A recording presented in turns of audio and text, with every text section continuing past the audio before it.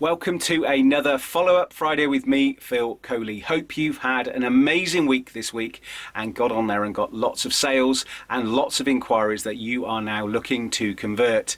So when I look at follow-up Friday, always trying to give you something different to go and do. So let's today look at LinkedIn messaging from a follow-up perspective. Those that follow me regularly know that I talk about LinkedIn a lot and using direct messaging on LinkedIn in particular.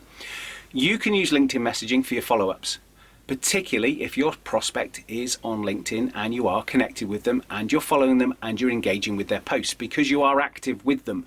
And it's one of the mediums that you can do where you can be really active. It's really difficult on the phone to be reactive and engage with people, but LinkedIn gives you that opportunity to court your customer and your prospect. You can like their posts, you can comment, you can share, you can do all of those great things to build that relationship.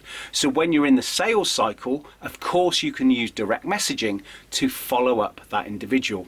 A couple of great things that you can do now with LinkedIn is you can send a video message, you can send an audio message, you can even reach out to someone and you can actually even do a video call on LinkedIn as well. But when we look at that LinkedIn message that you need to send, it's a very quick message. Hi, whoever, how are you? Just following up, are there any questions you have on what I sent over to you? When you've sent that, you've sent it over, it's back in their court, but you can see if they've read that message. Of course, you get the tick to say it's been delivered and they have read it.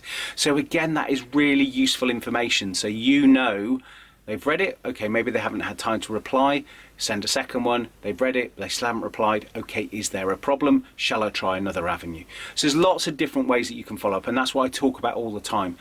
But make sure anybody that you have quoted for, you are following them on LinkedIn. Pretty much if this is in the B2B setting, but you can do it in the B2C as well. And I find that in the B2C and the higher end products, you can do that.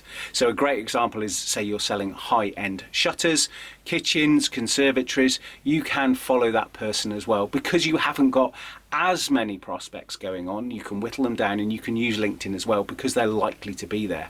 So think about how you can use direct messaging on LinkedIn solely for your follow-ups. It's got lots of information. Make sure you're doing the things too. After this call, go and see who you're following up on those inquiries. Get on, start to use LinkedIn direct messaging, and eventually you'll see what works for different customers can work for you. Have an amazing Friday. After this call, get onto LinkedIn and I will see you next week.